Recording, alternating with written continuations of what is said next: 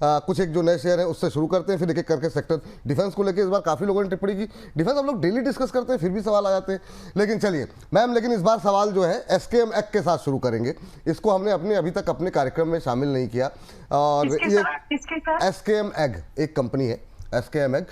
चूंकि अंडे की कीमतें जो है बढ़ रही हैं काफ़ी तेज़ी के साथ, क्या आने वाले दिनों में अभी जो है ये कैसा सेक्टर हो सकता है जहां पर कि फोकस रखना चाहिए? थोड़ा सा 200 रुपये से ऊपर का है, लेकिन चला अच्छा है। और अभी भी आगे चल करके जिस तरह का मौसम चल रहा है, लोग कह रहे हैं कि जो है अंडे की कीमतें और बढ़ सकती हैं। आपका view point SKM egg product को लेकर के 278 के आसपास क्लोजिंग हुई है जी। ऑल राइट, पहले तो एक डिस्क्लोजर क्लाइंट्स के पास में है और 190 के भाव से है जी, ठीक है। सो विद दैट डिस्क्लोजर अब आगे का जो मूवमेंट है वो 200 वाला भाव था, 190 200, अब ये 276 के आसपास आ रहा है। मैं एक्सपेक्ट कर रही हूँ अगर आप 3 से 4 महीने का व्यू लेकर के जाएंगे तो हाँ, इसमें वैसे भी हाल फिलहाल में ना बहुत सारी चीजें अपडेट भी हुई थी गल्फ कंट्रीज में, दुबई सारी साइड में, कि इन कंपनीज को मतलब जो प्रॉपर एक प्रोसेस लेकर के नहीं बैठी हैं, जो कंपनीज हाइजीन को लेकर के कंसर्न्स थे, क्वालिटी को लेकर कंसर्न्स थे, तो जिन लोगों ने, जिन कंपनीज ने उसको गो थ्रू कर लिया, पास थ्रू कर लिया, उनको वो मूवमेंट आगे का ठीक ठाक ही बढ़ गया। तो उसमें से एक ये भी था। रही बात, अभी 276 के पास में चल रहा है, अच्छा चला है, बस इसीलिए मैंने इस जानबूझ के आपको बता भी दिया।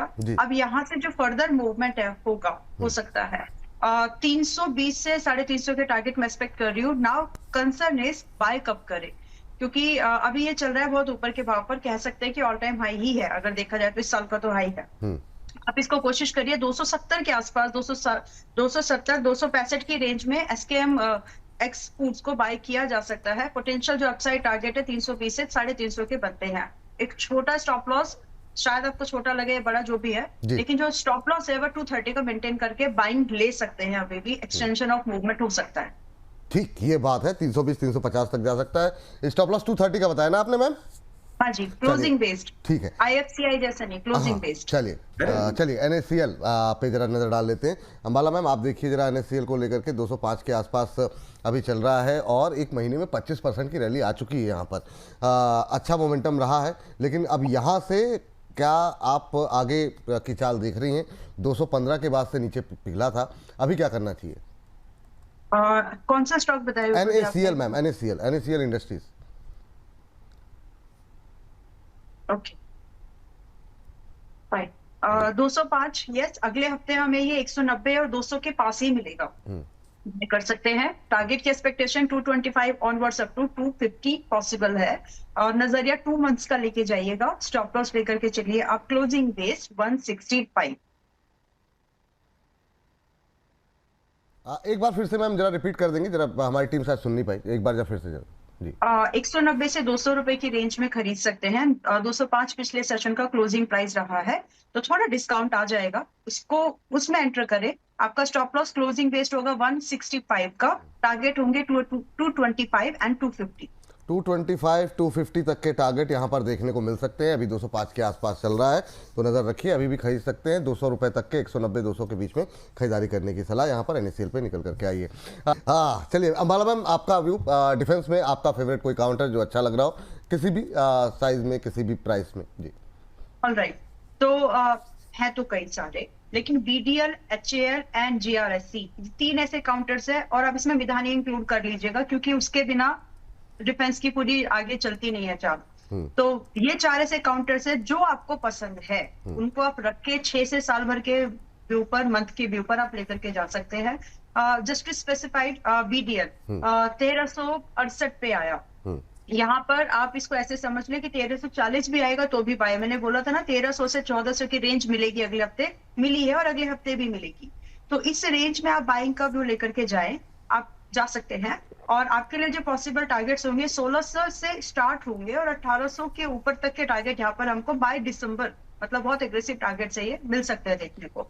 स्टॉप लॉस जो मेंटेन करना है आपका, क्लोजिंग बेस्ड 1240 रुपए का, नहीं 1270 रुपए का closing based, 1270 closing based stop loss maintain करिएगा, बहुत छोटा स्टॉप लॉस है।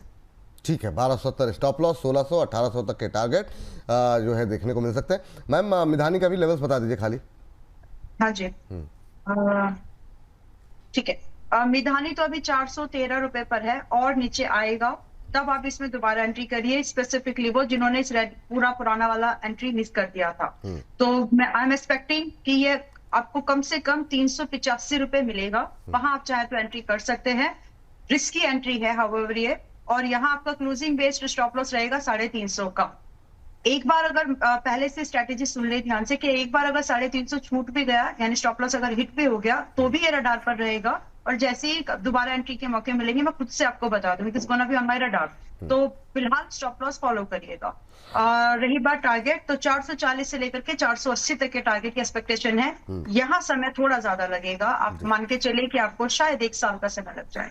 चलिए ठीक है, 440 480 तक के टारगेट। अब जरा फटाफट आपका भी व्यू रेलवे स्टॉक्स को लेकर के और संक्षिप्त टिप्पणी, अभी कुछ खरीदने लायक है या नहीं। आपका व्यू सकारात्मक रहा है, लेकिन बहुत लोग परेशान हैं, इसलिए मैं चाह रहा था कि इसको थोड़ा सा फोकस में फिर से ले आए। जी ऑलराइट, तो आपने 2 साल से ऊपर वेट किया होगा, 2.5 3 व्हाटएवर, लेकिन अब 2 साल, आज आप मेरी कमेंट्री या सुन लीजिए और 2 साल के बाद उसको आप चेक करना। 2 साल अच्छा, और 2 साल ये फिर लोगों का फिर पेशेंस जवाब नहीं जाता है। हाँ, बोल तो कंप्लीट तो करने दो विपुल जी। मतलब 2 साल पूरे लगेंगे नहीं, लेकिन अपने 2 साल में क्यों इस समय का आपको इंपॉर्टेंस समझनी है। 2 साल आपने होल्ड किया, 2 साल में आपके स्टॉप लॉस कट चुके थे, टेक्निकल भी, फंडामेंटल तो नहीं कटे थे, लेकिन टेक्निकल स्टॉप लॉस कट चुके थे आपके, एग्जिट्स नहीं हुई पोजीशन।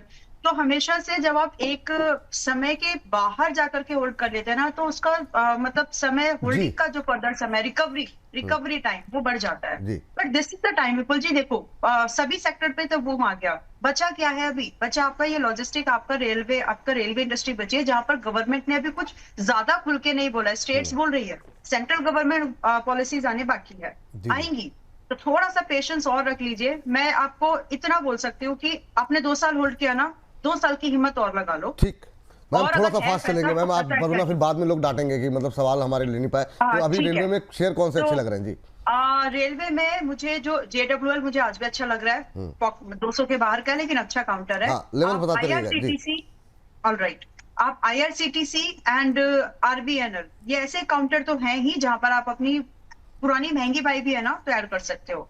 तो RVNL स्पेसिफिकली 240 के पास है, सस्ता होके आपको अच्छा खासा मिल ही रहा है। अब ये मान के चलिए कि आपको, जो आपने एक सवाल पूछा था, एवरेज करे तो कहाँ, 235 240 के रेंज में एवरेज करके बैठ जाइए इस बार, और आपका क्लोजिंग बेस स्टॉप लॉस रख लीजिए 210 रुपए का क्लोजिंग बेस पर, और पोटेंशियल जो है टारगेट्स की वो 300 रुपए से स्टार्ट होगी RVNL। दूसरा है आपका IRCTC, चला नहीं है एंड अभी इसमें लग रहा है कि थोड़ा सा पिकअप लेना चाहिए, तो 500 रुपए 510 रुपए के आसपास में बाय कर सकते हैं, एवरेज भी कर सकते हैं अगर आपकी बाई 650 के ऊपर वाली है तो। और रही बात टारगेट, तो 700 समय लगेगा, मैं फिर से बोल रही हूँ, बट 700 रुपए से स्टार्ट होंगे इसके targets. Then you have JWL। बाकी अगर कमर्शियलाइजेशन को लेकर के जाना है तो Titagarh is something that you can add, but JWL 260 250 पर अगले हफ्ते मिल जाना चाहिए, वहां ऐड कर सकते हैं। ठीक।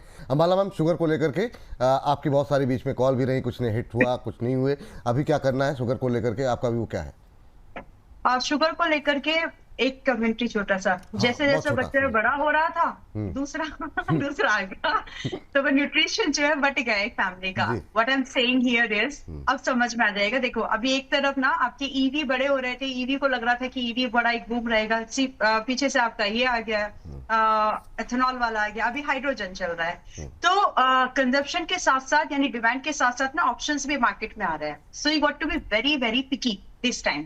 और रही बात कि ये कितना चलेगा कितना नहीं चलेगा, आई डोंट नो ये एग्जांपल कितना सेट था, लेकिन मुझे तो ठीक ही लगा, आप लोग जज कर लेना।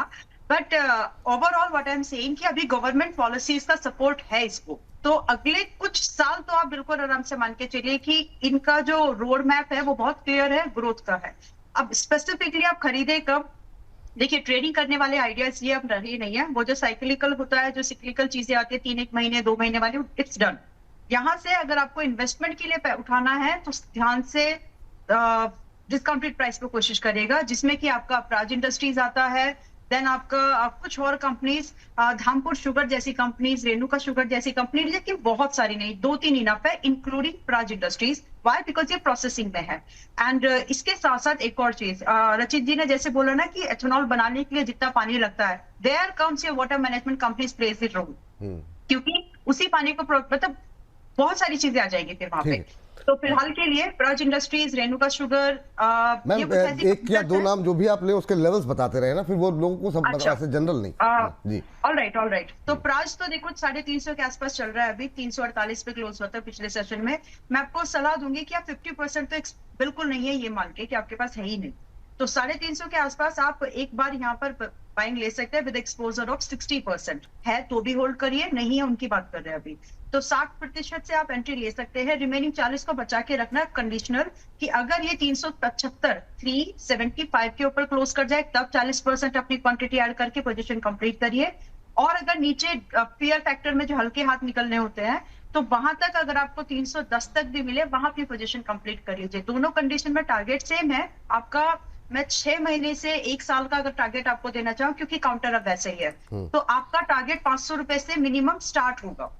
स्टॉप लॉस बदलेगा दोनों सूरत में। अगर प्रॉफिट पिरामिडिंग करना पड़ा, यानी ऊपर के भाव पर ऐड करने की मौका पहले पड़ा, तो आपका स्टॉप लॉस जाएगा 315 रुपए का। अगर नीचे एवरेज करने का मौका मिल रहा है तो आपका स्टॉप लॉस जाएगा 290 क्लोजिंग डेट। चलिए ये बात यहाँ पर निकल के आइए। मैं एक कंपनी और ऐड कर दूं, मेरी तरफ से रिकमेंडेशन जी मैम फटाफट जी। आइनॉक्स ग्रीन इसी पूरे मतलब नॉन क्रूड बेस्ड फ्यूलिंग में काम कर रही है। गैस में भी है, एथेनॉल में भी है, हाइड्रोजन में भी आ रहा है। आइनॉक्स ग्रीन 204 के पास चल रहा है। यहाँ से आप 240 रुपए से लेकर के अप टू 300 के टारगेट्स के लिए मिड टर्म स्विंग ट्रेड करना है तो 3 महीने का, लेकिन अगर मिड टर्म इन्वेस्टमेंट प्लान करनी है तो 300 रुपए तक के टारगेट के लिए आइनॉक्स ग्रीन खरीदा जा सकता है, रेंजिंग फ्रॉम 195 टू 205, यानी 10 रुपए के रेंज में बाइंग मिल जानी चाहिए। स्टॉप लॉस जो रहेगा आपका, stop loss closing based stop loss रहेगा 175, और ये अच्छा काउंटर है, चल सकता है, अभी बहुत इसकी डिमांड है फिलहाल के लिए। चलिए 3 महीने में यानी एक तिमाही अगर आप रखते हैं तो 240 से 300 तक के टारगेट देखने को मिल सकते हैं। 240 पहले आ जाएगा, मतलब ऑब्वियसली पहले है तो पहले ही आएगा, लेकिन उसके लिए टाइम फ्रेम क्या बताया आपने? दूसरे वाले के लिए पहले टारगेट के लिए आप 3 महीने का भी लेके जाइए, हो सकता है। पहले वाले के लिए 3 महीने, दूसरे वाले के लिए साल भर, कितना मतलब? यस एक साल। ठीक है चलिए ठीक। अमला मैम, ब्रेन बीज सोल्यूशन के लिए आपको बोला गया था, एक नायका भी ऐड कर लीजिएगा, दोनों पे त्वरित टिप्पणी। ठीक है, और ब्रेन बीज फर्स्ट प्राइस 222 पे चल रहा है, यहाँ पर बाइंग व्यू ले सकते हैं, स्विंग ट्रेड भी है और एक मिड टर्म इन्वेस्टमेंट व्यू भी है। यहाँ पर आपका बाइंग रेंज होना चाहिए 215 से 225, और इसी रेंज में क्लोज हुआ था पिछला सेशन। टारगेट आपके होंगे 270 मिनिमम, इसके बाद रिवाइज कर लेंगे। स्टॉप लॉस रहेगा आपका 190 रुपए क्लोजिंग बेस्ड। देन नायका तो चला है लेकिन अब थोड़ा सा रुकेगा, तो 301 के आसपास आ गया, पिछला सेशन क्लोज हुआ। Let's wait for a little healthy pull back, जो कि आ सकता है आपका 290 से 270 की रेंज में, वाइड रेंज है 10% की, लेकिन आ सकता है। तो इस रेंज में जब ये आ जाएगा तब एक बार रिव्यू कर लेंगे, या फिर इस रेंज में आ जाए तो आप खरीद के जा सकते हैं। पॉसिबल टारगेट आपके 315 315 से 340 के होंगे। In that case your stop loss should be very, मतलब रखना स्टॉप लॉस, लापरवाही नहीं करना। तो 260 रुपए का स्टॉप लॉस आपका, 265 रुपए का 265 closing base stop loss maintain करके ही चलिएगा, जब पुल बैक में एंट्री करेंगे तब, अभी नहीं। चलिए ये बात है यहाँ पर। सर अमला मैम, आपका फेवरेट काउंटर कोई है टायर इंडस्ट्रीज में? महंगा एमआरएफ मैंने ले लिया, इससे महंगा नहीं है, वो प्राइस तो फिर कुछ ज्यादा ही महंगा होता है, वो तो खरीदने वालों तो वो मैंने ले लिया, मतलब अच्छा आपने ले लिया, ये अच्छा काम किया मैम, है ना, ये अच्छा वो काम। पिछली बार आपके पास एमआरएफ होल्डिंग में है? हाँ अब ले लिया मैंने उसको, अब ले लिया मैम, कुछ दिन में कंपनी खरीदने वाली है, आप शेयर की बात कर रहे हैं। अरे चलिए गॉड ब्लेस यू, आपके मुंह में घी शक्कर, ईश्वर करे आपके मुंह पर आज सरस्वती बैठी हो। बस बिल्कुल मैम, हम तो चाहते हैं आप लोग खूब तरक्की करें, आप लोगों के माध्यम से हम लोग को भी 4 लोग जान लें, और क्या जी। यस तो काउंटर महंगे हैं, आपने जैसे बोला ना, तो जहां पे ज्यादा क्वालिटी लग रही है उन्हीं स्टॉक्स की बात कर लेते हैं। There is one more counter, Goodyear sorry, तो इसके बारे में बहुत ज्यादा बातचीत कभी, मतलब बहुत ज्यादा डिस्कशन में नहीं आता। ये स्मॉल कैप कंपनी ही है और अभी 761 रुपए के पास में है, सेक्टर से महंगे but there is a profit. तो 2 काउंटर है जो मुझे लगता है कि एक तो आपका Apollo tyre and Goodyear, आप ये दो काउंटर्स में अपनी बाइंग अपॉर्चुनिटीज को देख सकते हैं। इसके टारगेट एंट्री के लिए 750 के आसपास नेक्स्ट वीक आपको मिलना चाहिए मोस्ट लाइकली। 830 रुपए के टारगेट तो हैं, इसके बाद देखेंगे कितना कवर करता है क्या नहीं। लेकिन और स्टॉप लॉस जो रहेगा, जब आप 750 के आसपास इसको बाय करेंगे, closing base to maintain your stop loss at 705। चलिए देन हाँ अपोलो टायर, अपोलो टायर फटाफट जी मैम। ऑलराइट 430 पे चल रहा है। यहाँ से आप अपसाइड मूवमेंट एक्सपेक्ट कर सकते हैं स्विंग ट्रेड के लिए भी, मतलब बाय 3 हफ्ते के व्यू पर आपको 460 रुपए के टारगेट तो दिख सकते हैं स्विंग ट्रेड के तौर पर। बाकी as a mid term investment 500 रुपए की तैयारी में लग रहा है। स्टॉप लॉस जो रहेगा वो रहेगा 400 रुपए का। 430 पे पिछला सेशन क्लोज हुआ था, आप कोशिश करिए 420 रुपए के आसपास की एंट्री में, तो बेटर रिस्क रिवॉर्ड बन जाएगा आपको। चलिए ये बात जो है कच्चे तेल को लेकर के निकल के आई।